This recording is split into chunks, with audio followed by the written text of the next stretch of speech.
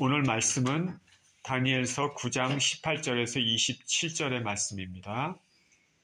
다니엘서 9장 18절에서 27절의 말씀 같이 한 목소리로 읽겠습니다. 시작. 나의 하나님이여 귀를 기울여 들으시며 눈을 떠서 우리의 황폐한 상황과 주의 이름으로 일컫는 성을 보옵소서.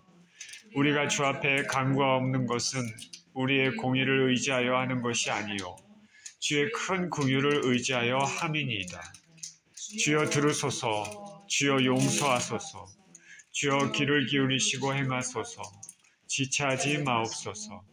나의 하나님이여 주 자신을 위하여 하시옵소서. 이는 주의 성과 주의 백성이 주의 이름으로 일컬은 바 됨이니이다.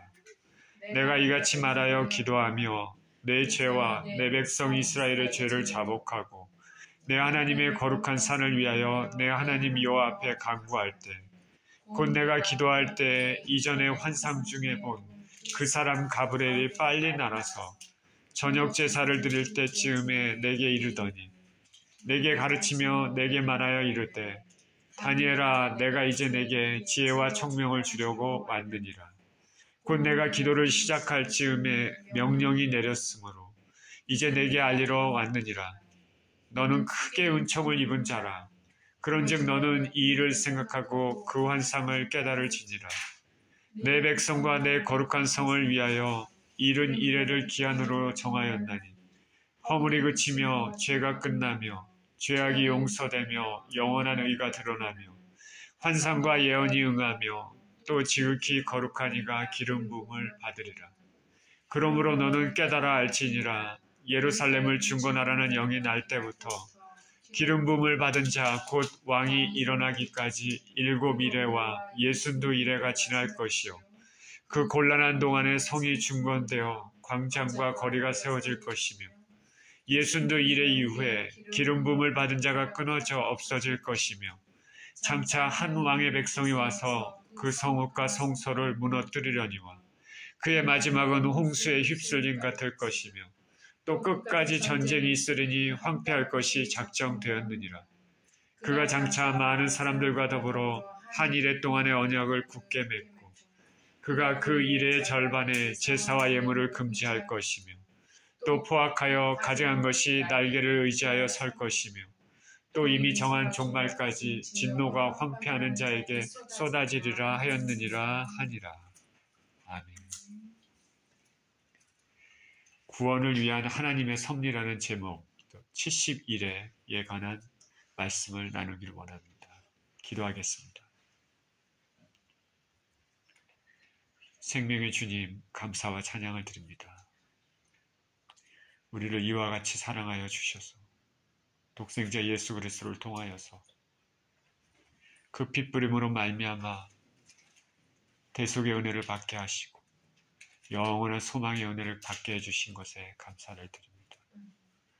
아버지, 말씀을 대하는 귀한 시간이 오니 생명의 말씀이 우리 심령 가운데 깊이 아버지 내려지게 하여 주시옵시고 이 말씀을 통해서 주께서 우리에게 들려주시고자 하는 것들을 우리가 들을 수 있는 시간이 되게 하시고 모든 영광은 우리 주 예수 그리스도께 돌아가는 귀한 시간이 되게 하여 주옵소서. 감사를 드리며 우리 주 예수 그리스도 이름으로 기도합니다. 아멘.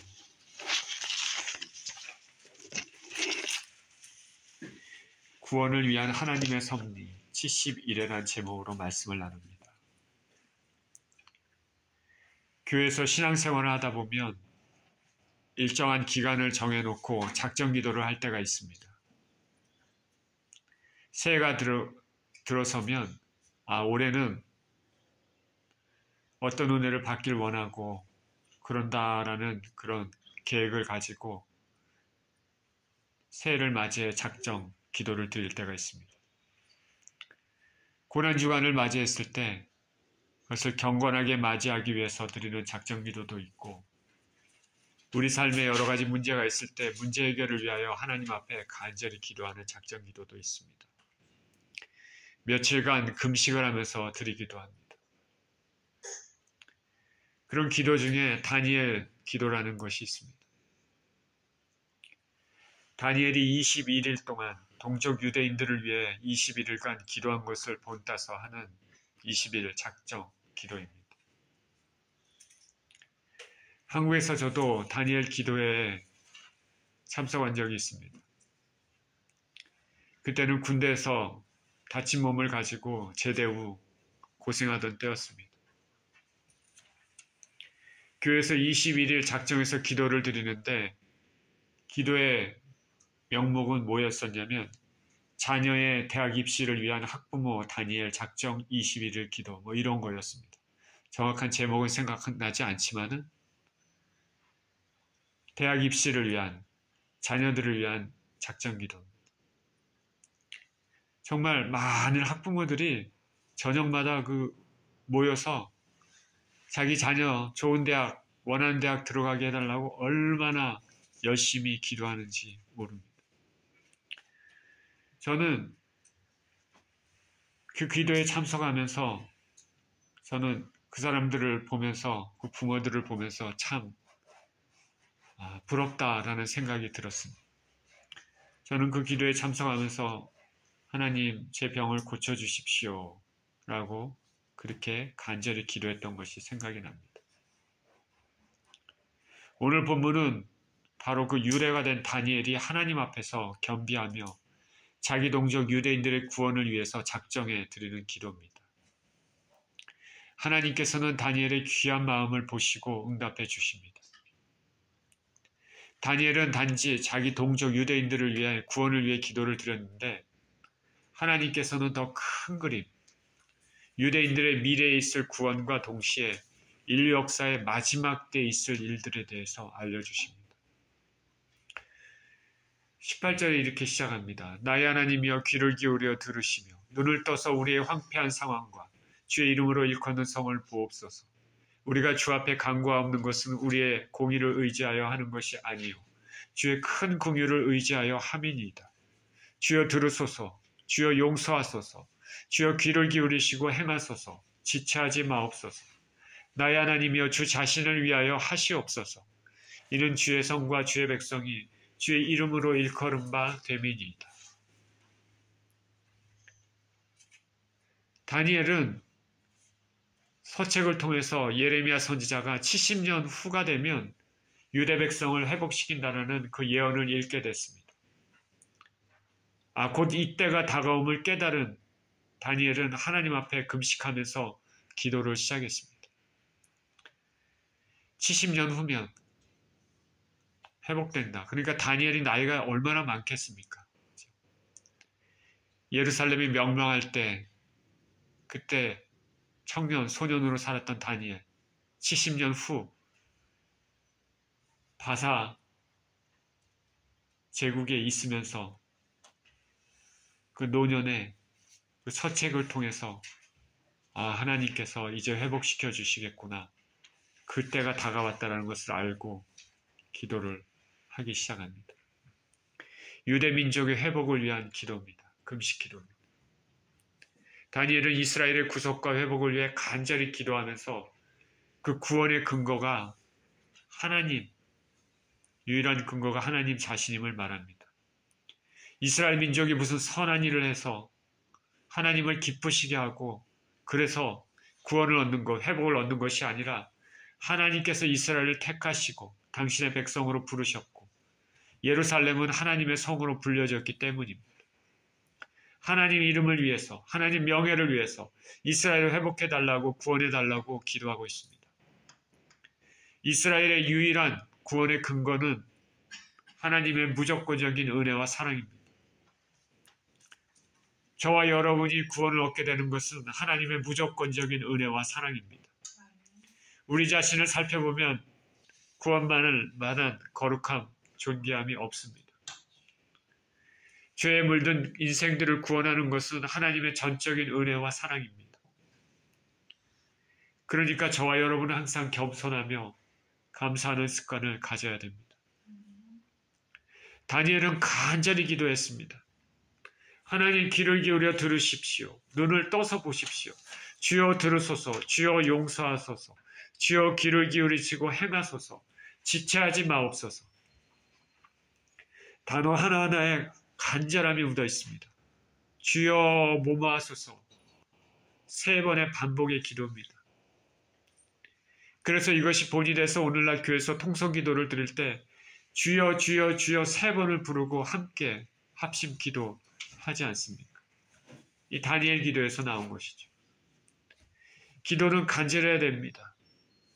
기도는 온 마음을 토로해야 됩니다.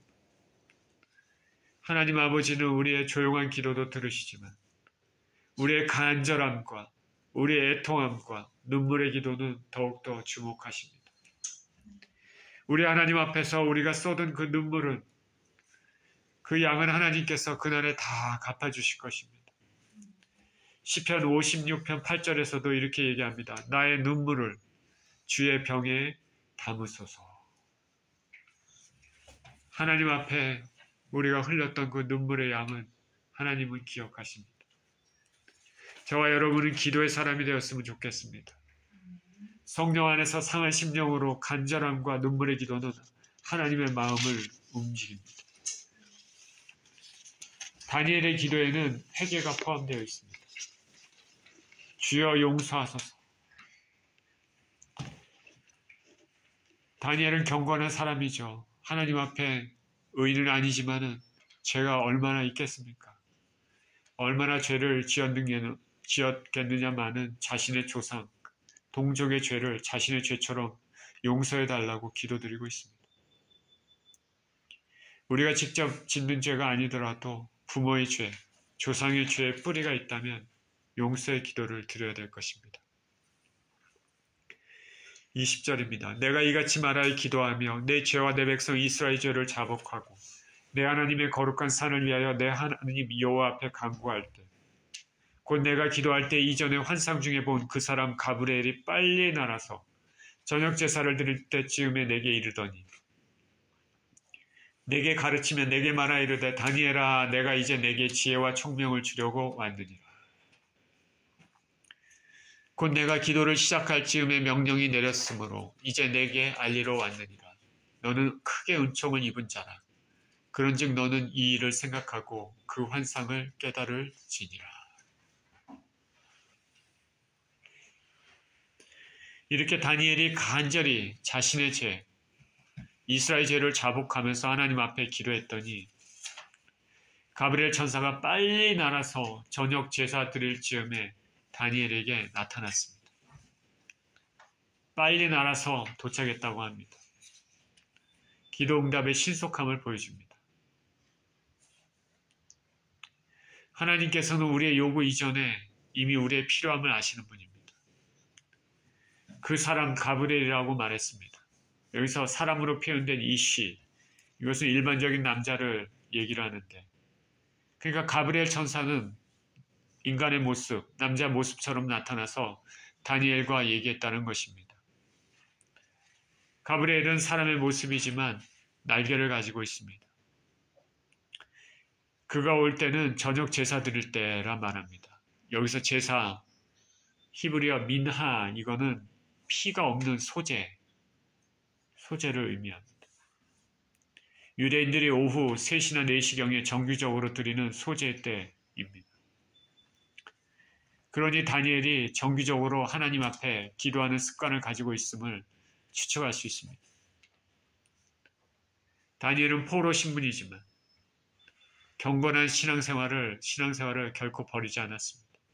기도로 항상 하나님과 교통하고 있었습니다. 가브리엘이 말합니다. 내게 지혜와 총명을 주러 왔느니라.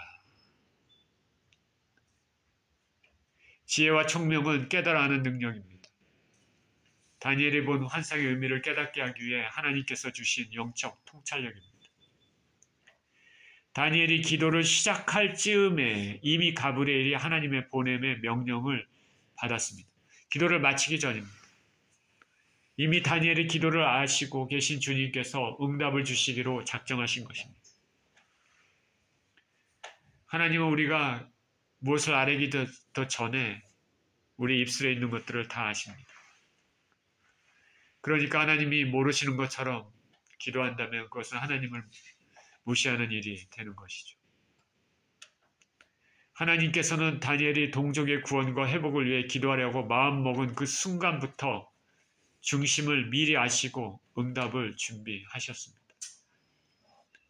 이 응답을 받은 다니엘은 크게 은총을 받았습니다. 은총을 받은 자, 하무도트, 이거는 아름다운 자, 보배로운 자라는 뜻입니다. 하나님께서 정말 하나님 보시기에 다니엘의 신앙이 귀한 보배와 같이 아름답게 여겨졌다. 말씀을 묵상하고 황폐한 성전에 대해 애통하고 회개하는, 자신의 동족을 위하여 기도하는 말씀과 기도의 사람인 다니엘을 하나님은 귀하게 보배롭게 보십니다. 저와 여러분들도 하나님 눈에 귀하고 보배롭게 여겨지는 신앙을 갖기를 축원드립니다. 우리 자신을 위해 기도할 뿐만 아니라 우리 가족들, 주위에 있는 사람들을 위하여 하나님의 뜻을 생각하고 마음을 헤아리며 기도하는 그런 기도의 사람 되기를 축원드립니다. 하나님 보시기에 우리의 신앙이 보배롭고 참 아름답고 귀한 신앙 되기를 축원드립니다. 여기 다니엘의 신앙이 그랬습니다. 24절입니다. 내 백성과 내 거룩한 성을 위하여 이른 이래를 기한으로 정하였나니 허물이 그치며 죄가 끝나며 죄악이 용서되며 영원한 의가 드러나며 환상과 예언이 응하며 또 지극히 거룩한 이가 기름 부음을 받으리라.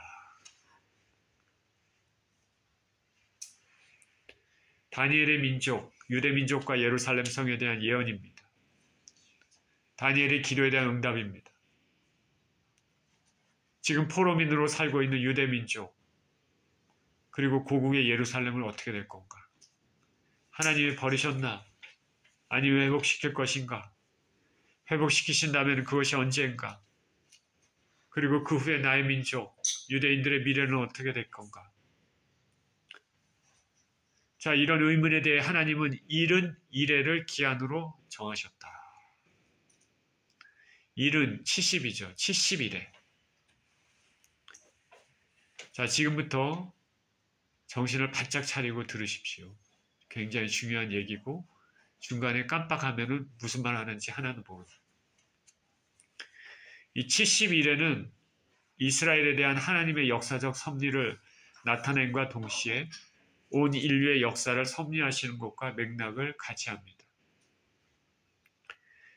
그래서 24절에서 마지막 27절 별로 안 되죠. 4절밖에 안 되지만 여기는 하나님께서 이스라엘을 위해서 국가적, 영적 구속을 이루실 70일에 관한 언급인데 이 70일의 환상은 포로교환과 성전, 중건, 예수님의 성육신, 침례, 로마 군대에 의한 성전의 파괴, 그리고 적그리스도의 출현, 이것이 나와 있습니다.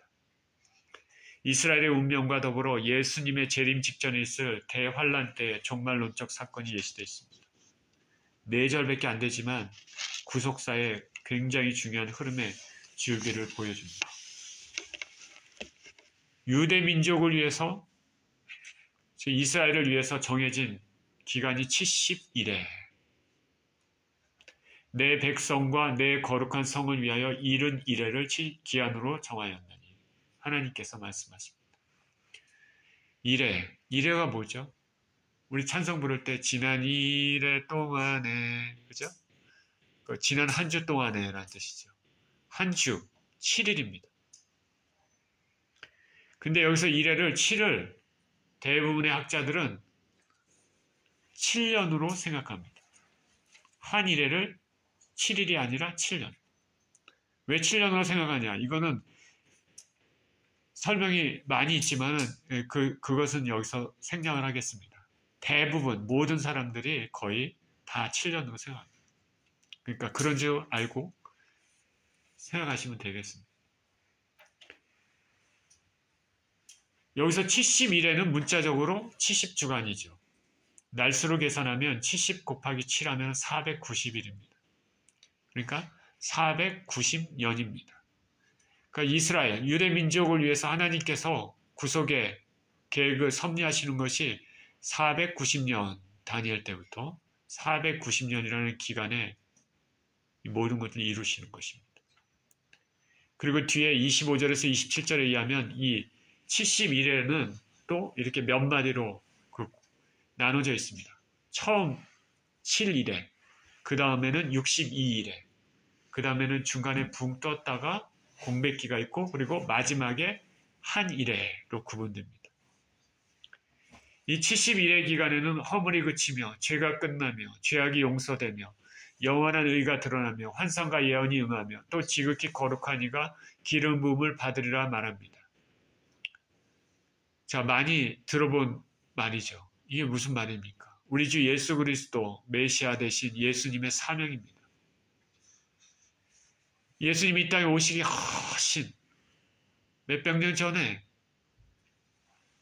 다니엘을 통해서 하나님께서 이스라엘 역사, 또 그거를 통해서 온 인류의 역사에 대한 섭리를 말씀하고 계십니다.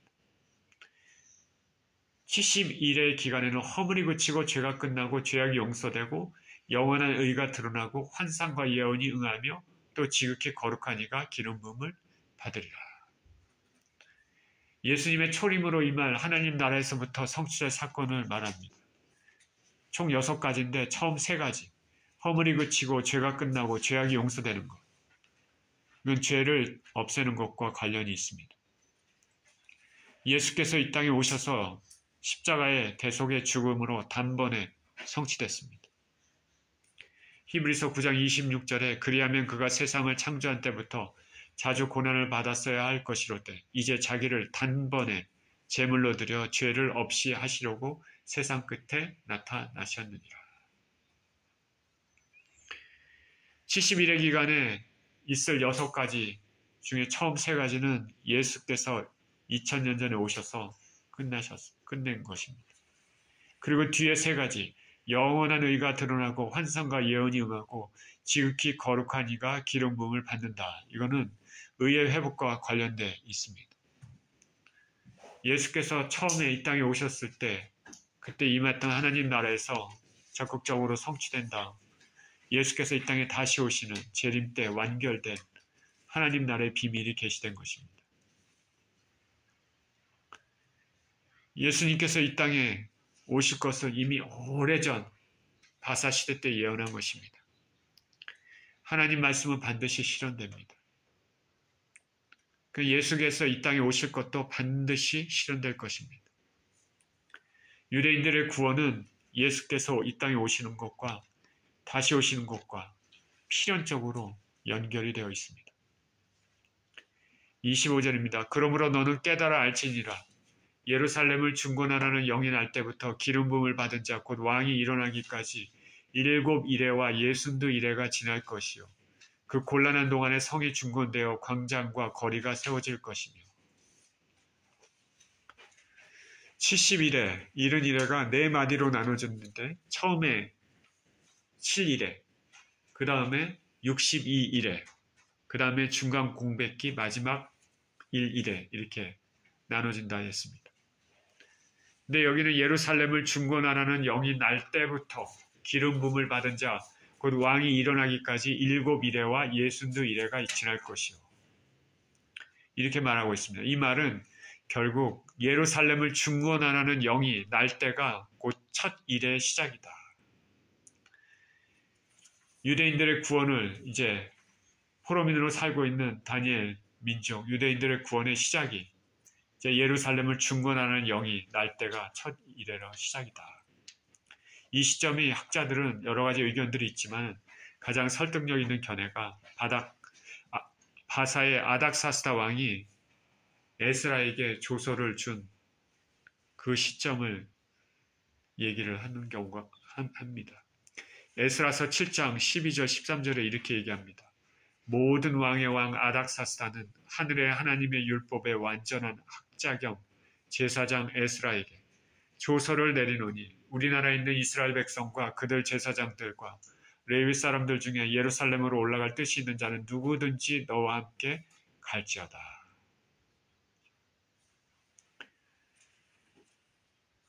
자, 아닥사스다 왕 때 에스라에게 또 같이 있는 유대 민족에게 너희가 예루살렘에 가서 예배를 회복하고 성전을 중건하고 싶으면 가라 이렇게 말합니다. 이때를 기점으로 하는 것이죠.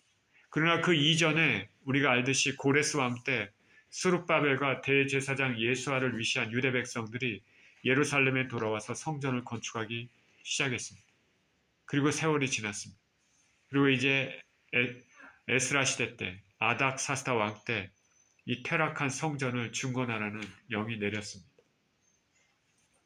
이때가 첫 이래의 시작이다. 주전 457년이다. BC 457년. 자, 이것을 처음 이래의 시작으로 잡는다면 7이래가 지나면 어떻게 되겠습니까? 457 빼기 77에 49. 그래서 주전 408년입니다. 그리고 나서 여기 뭐라고 그랬습니까? 예순두 이래가 또 지난다 그랬죠. 예순두 이래가 지난다면은 62 곱하기 7 그거를 408에서 또 빼면 마이너스 26이 나옵니다. 그 말은 뭡니까? 주후 26년이죠. AD 26년. 즉 주후 26년에 기름 부은 자, 곧 왕 예수님이 일어난다는 말입니다. 학자들은 이때가 예수님이 침례를 받아서 공생애를 시작했다고 생각을 합니다.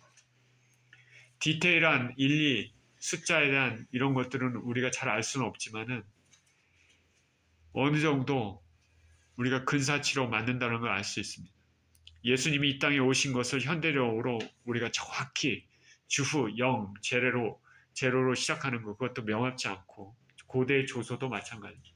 근사치입니다. 그러나 우리가 71회 중에서 7이래와 예순두 이래 이것을 계산해 보면 아닥사스다 왕이 영이 내렸을 때부터 예수께서 이 땅에 오셔서 기름 부으심을 받는 것, 그 침례를 받아서 본격적으로 메시아로서의 사역을 시작할 때 그때하고 정확히 맞습니다. 그러므로 너는 깨달아 알지니라. 예루살렘을 중건하라는 영이 날 때부터 기름 부음을 받은 자 곧 왕이 일어나기까지 7이래와 예순두 이래가 지날 것이요. 의문이 생길 수가 있죠. 그러면 그거는 알겠는데 왜 7이래와 예순두 이래를 왜 구분을 했을까? 그냥 69이래 이렇게 하면 될 텐데 7이래, 62이래 이렇게 구분을 했습니다. 왜 그랬을까? 학자들은 첫 7이래는 아닥사스다의 성전 중건 이후, 조서 이후 에스라, 느헤미야의 사역이 마칠 때까지 추정합니다. 말라기서가 끝나는 데입니다.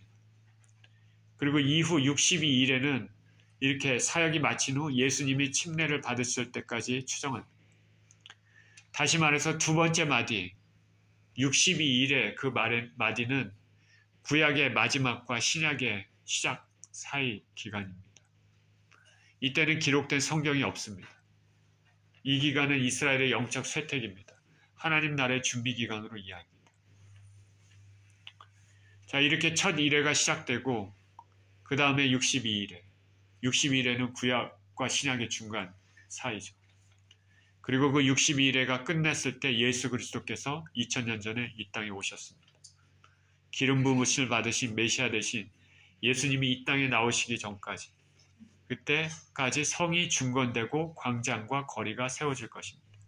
그 곤란한 동안에 성이 중건되어 광장과 거리가 세워질 것이며 여기서 곤란하다고 했습니다. 우리가 잘 알듯이 아닥사스다의 칙령에 의해서 예루살렘에 돌아온 유대 백성들이 성전을 중건할 때 이방인들이 그걸 하지 못하도록 박해를 했습니다. 그것이죠. 그렇게 박해가 있었지만은 스룹바벨 박해가 있었지만은 느헤미야와 에스라 이런 지도자들에 의해서 결국에는 성전이 그리고 예루살렘 성이 중건이 되었습니다. 그 곤란한 동안에 성이 중건되어 광장과 거리가 세워질 것이며 곤란한 동안에도 결국에는 성전과 성벽의 수축이 온전하게 성공될 것임을 예언하고 있습니다. 그러니까 하나님께서 다니엘의 기도, 우리 유대 민족과 예루살렘과 예루살렘 성전에 대해서 어떻게 될 건가? 이 기도에 대한 하나님의 응답입니다.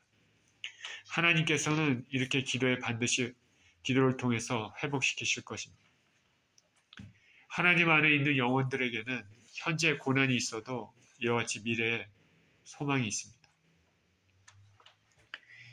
26절입니다. 예순도 이래 이후에 기름 부음을 받은 자가 끊어져 없어질 것이며 장차 한 왕의 백성이 와서 그 성읍과 성소를 무너뜨리려니와 그의 마지막은 홍수에 휩쓸림 같을 것이며 또 끝까지 전쟁이 있으리니 황폐할 것이 작정되었느니라. 그러니까 62일의 이후에 다음 27절에 있는 최종적인 한 일의 사이에 있을 사건입니다. 지금까지 7일에와 62일에 대해서 말했습니다.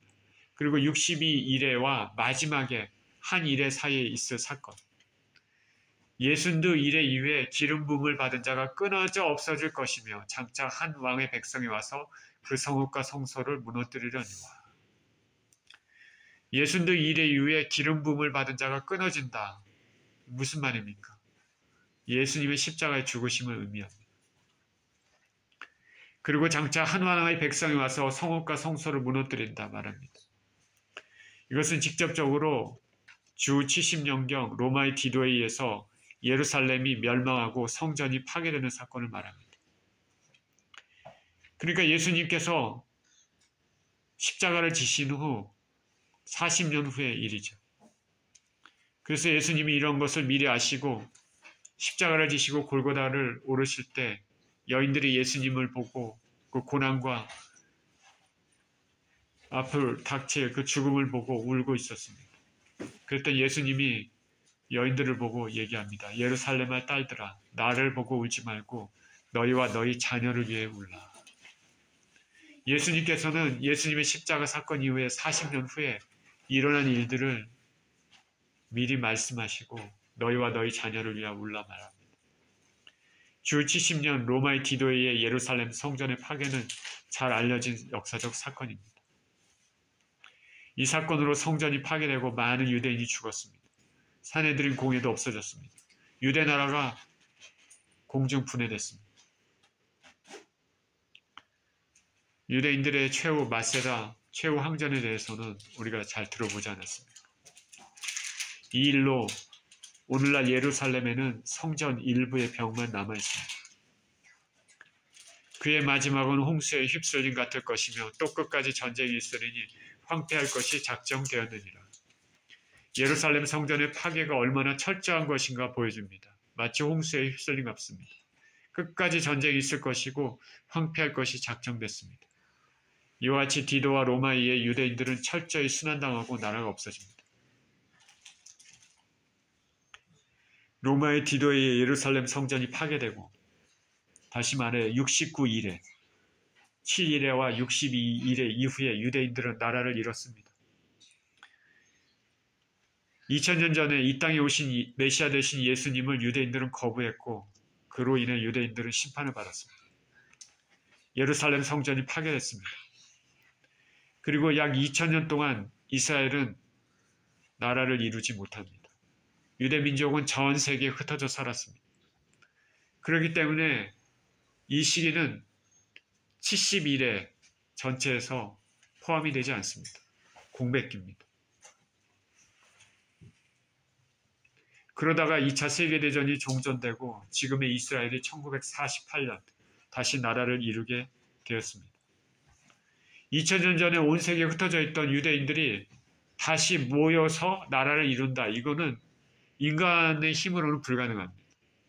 하나님의 철저한 계획과 섭리에 의해서 이루어집니다. 하나님이 하신 것이죠. 다시 말하면 무엇을 생각할 수 있겠습니까?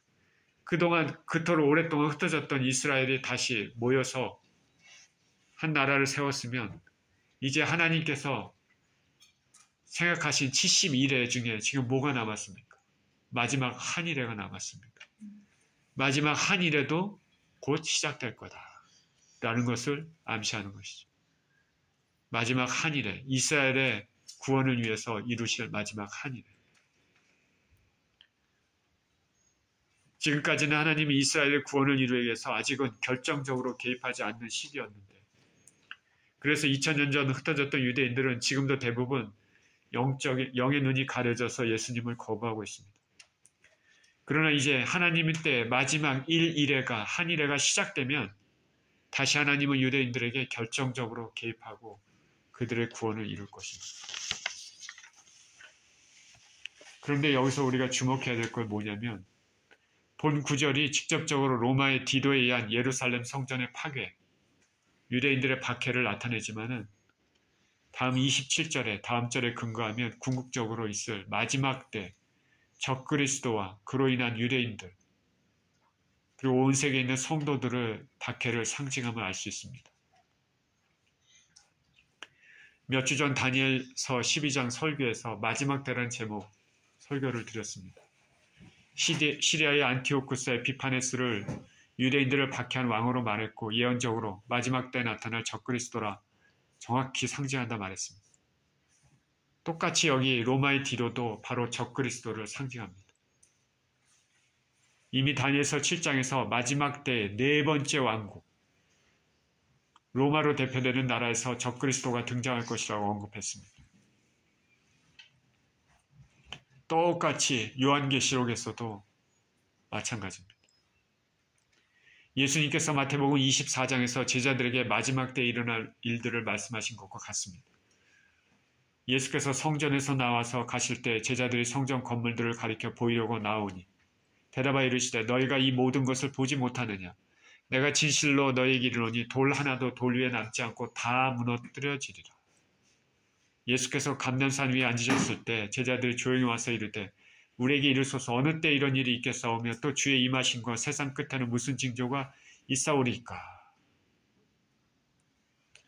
예수님이 민족이 민족을 나라가 나라를 대적하여 일어나겠고 곳곳에 기근과 지진이 있으리니 이 모든 것이 재난의 시작이니라. 그때 사람들이 너희를 환란에 넘겨 주겠으며 너희를 죽이리니 너희가 내 이름 때문에 모든 민족에게 미움을 받으리라. 그리고 뒤에 보면 그러므로 너희가 선지자 다니엘이 말한 바 멸망에 가증한 것이 거룩한 곳에 선 것을 보거든. 읽는 자는 깨달을진저 그때 유대에 있는 자들은 산으로 도망할지어다. 예수님께서는 가까운 미래와 인류 역사의 마지막 미래를 중첩해서 말씀하고 계시는 것이죠. 가깝게는 예수님 당시에 40년 이후 로마의 디도에 의한 예루살렘 성전의 파괴와 유대인들의 고난, 흩어짐을 말씀하셨지만 결국 예언적으로 멀리 더 인류 마지막 때 유대 민족이 겪게 될 또 다른 환란과 온 세계 성도들이 겪게 될 환란을 얘기를 하고 있는 것입니다. 이제 마지막 1일회가 남았습니다. 언젠가 하나님 타이밍에 마지막 1일회가 도래할 것입니다. 가까운 미래일 것이라 생각됩니다. 이때는 이스라엘 역사의 절정이 됩니다. 유대인들의 구원이 본격적으로 시작되는 시기입니다. 많은 유대인들이 예수님을 구주로 믿어 구원을 얻을 것입니다. 다니엘의 기도에 대한 유대인들의 미래, 유대인들의 구원에 대한 하나님 응답입니다. 다니엘이 처음 기도할 때 하나님께서 이렇게 먼 미래까지 보여주실까 생각지 못했겠죠. 어찌됐든 하나님은 그러나 다니엘의 기도를 이렇게 응답하심으로써 유대인들의 미래를 보여주십니다. 이 시기 마지막 1일에는 이 땅의 마지막 때와 겹쳐집니다. 이스라엘의 마지막 1일회가 이 땅의 마지막 때입니다. 그렇기 때문에 우리가 이스라엘 주변의 상황을 지금 어떻게 돌아가는지 예의주시해야 되죠. 예수님이 이 땅의 심판주로 재림하실 때 이 마지막 한 일회가 끝납니다. 아까 62일회, 처음 7일회, 그 다음에 62일회라고 얘기했죠. 62일회가 예수님의 초림으로 끝났습니다. 마지막 1일회는 예수님이 이 땅에 재림하실 때 끝날 것입니다. 하나님께서 유대인들의 역사를 위하여, 유대인들의 구원을 위해 여러 일회를 구분해 놓으신 것도 다 결국에는 죄에 대한 문제, 결과는 예수 그리스도께서 이 땅에 2000년 전에 오실 때, 그리고 예수님께서 이제 다시 오실 때를 기준으로 모든 것을 정해놓고 계십니다. 하나님께서는 유대인들의 구원, 온 인류의 구원의 그 모든 계획들을, 그 핵심을 바로 예수 그리스도를 통해서 이루신다는 것입니다. 27절입니다. 그가 장차 많은 사람들과 더불어 한 이레 동안의 언약을 굳게 맺고 그가 그 이레의 절반의 제사와 예물을 금지할 것이며 또 포악하여 가증한 것이 날개를 의지하여 설 것이며 또 이미 정한 종말까지 진노가 황폐하는 자에게 쏟아지리라 하였느니라 하니라. 자, 이제 마지막 일이래입니다. 아직 오진 않았지만 이런 일이 일어날 것이다. 70회 중 마지막 일이래. 일이래는 7년입니다. 7년 환란입니다. 마지막 때 7년 환란. 적그리스도가 등장해서 활동하는 시기입니다. 그가 한 이레 동안의 언약을 굳게 맺습니다. 그가 장차 많은 사람과 더불어 한 이레 동안의 언약을 굳게 맺고 그는 적그리스도로 유대인들과 언약을 맺습니다. 신앙의 자유도 보장됩니다. 인기를 얻습니다. 그러다가 갑자기 본 모습이 드러납니다. 그 이레의 절반, 그때 제사와 예물을 금지합니다. 그 이레의 절반의 제사와 예물을 금지할 것이며 다시 말해 3년 반이 지나자 갑자기 마음을 바꿔서 언약을 깨뜨리고 유대인들을 박해하기 시작합니다. 포악하여 가증한 것이 날개를 의지하여 설 것이며 포악하다고 말했습니다. 심하게 박해합니다. 가증하다고 말했습니다. 하나님을 대적하기 시작합니다. 이전엔 대단한 지도자가 등장한 것 같이 사람의 마음을 사로잡았던 자가 갑자기 원래 본 모습을 드러내 사단의 하수인으로 가증하여 하나님을 대적하고 유대인들을 그리고 동시에 온 세계에 걸쳐 있는 성도들을 심하게 박해하기 시작하는 것입니다. 대환란의 시작입니다. 예수님이 복음서에서 말씀하신 바 멸망에 가증한 것이 거룩한 곳에 선 것을 보거든 에 나온 바로 그 마지막 때 일어날 적그리스도입니다. 이렇게 본 모습을 드러낸 적그리스도는 유대인들을 심하게 박해함과 동시에 온 세계에 걸쳐 사람들에게 경배를 요구할 것입니다. 또 이미 정한 정말까지 진노가 황폐하는 자에게 쏟아지리라 하였느니라 하니라. 이렇게 황폐하게 하는 자 적그리스도는 하나님의 진노가 쏟아지는 그 정한 종말의 때까지 계속 그 세력을 과시하고 유대인들, 성도들을 박해합니다. 이때는 전무후무한 고통의 시대가 될 것이고 택하신 자들 외에는 결코 극심한 고통에서 살아남지 못할 시대입니다. 본격적인 박해, 신성모독, 우상숭배 시작됩니다. 666표가 등장할 것이며 이에 동조하지 않으면 경제생활을 할 수 없는 상태가 됩니다. 우리가 지금 물질 만능의 시대에 살고 있습니다. 물질 만능의 시대에서 돈을 막으면 누가 살아남을 수 있을까? 수많은 사람들, 적그리스도에 동조할 것입니다. 그러나 이러한 일이 일어날 줄을 알고 있는 믿음의 사람들은 죽음을 무릅쓰고 순교할 것입니다. 이렇게 대박해 때 대추수가 또한 일어납니다. 이때 예수님을 이전에 몰았던 많은 유대인들 성도들이 예수님께 돌아올 것입니다. 그리고 박해가 절정에 달했을 때 주님이 이 땅에 지상 재림하실 것입니다. 진노가 황폐하는 자에게 쏟아지리라 하였느니라. 예수 그리스도께서 이 땅의 심판주로 오시는 것이죠. 요한계시록에서 말하는 아마겟돈 전쟁, 적그리스도는 패하고 불못에 던져집니다. 오늘 본문은 구체적인 날짜와 해석상의 난해함에도 불구하고 말하는 메시지는 명확합니다.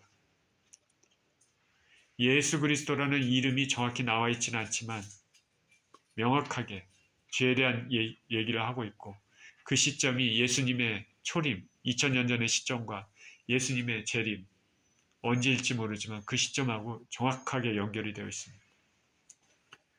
예수님께서 이 땅에 다시 오실 것이라는 것이죠.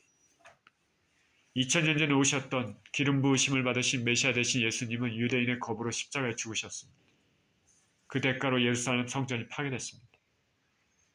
그리고 마지막 때가 되면 적그리스도가 등장해서 하나님 백성들, 유대인들과 성도들을 박해할 것입니다. 그러나 그 박해는 계속되지 않고 예수님이 이 땅에 다시 재림하실 때 끝납니다. 적그리스도와 추종자들은 심판받고 하나님 백성들은 구원을 얻을 것입니다. 다니엘에게 주어진 기도응답, 예언은 처음에는 유대인들에게 주어졌지만 그 예언은 하나님의 백성 모두에게 주어진 것입니다. 마지막 때 종국은 예수님께서 영광스러운 승리를 가져다 줄 것이고 주의 백성들은 모두 구원을 얻을 것이다. 자, 오늘 본문의 말씀을 통해서 우리가 무엇을 알 수 있습니까? 이와 같이 하나님은 당신의 백성들을 위해서 구속의 계획, 섭리를 정하셨습니다. 그리고 하나님의 열심으로 그것을 이루십니다. 무고한 역사 속에서 하나님은 보이지 않게 당신의 계획을 이루고 계십니다. 그리고 하나님은 택하신 백성들을 사랑하십니다. 결코 놓지 않으십니다. 현재 고난이 있어도 하나님의 섭리 가운데 반드시 구원의 계획을 이루십니다. 하나님의 눈은 세상에 그렇고 그런 사람들을 보는 것이 아니라 택하신 자기 백성들의 구원에 있습니다. 저와 여러분들이 하나님의 택하신 자녀입니까?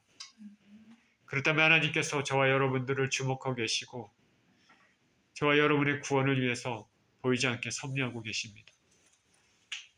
우리는 우리 주 예수 그리스도께 꽉 붙어서 동행만 하면 됩니다. 그러면 우리에게 좋은 일이 일어날 것입니다. 우리를 위해 좋은 것을 예배해 주신 주님을 놓지 않고 영생의 축복을 받으시는 저와 여러분 모두 되시기를 예수 그리스도 이름으로 축원드립니다.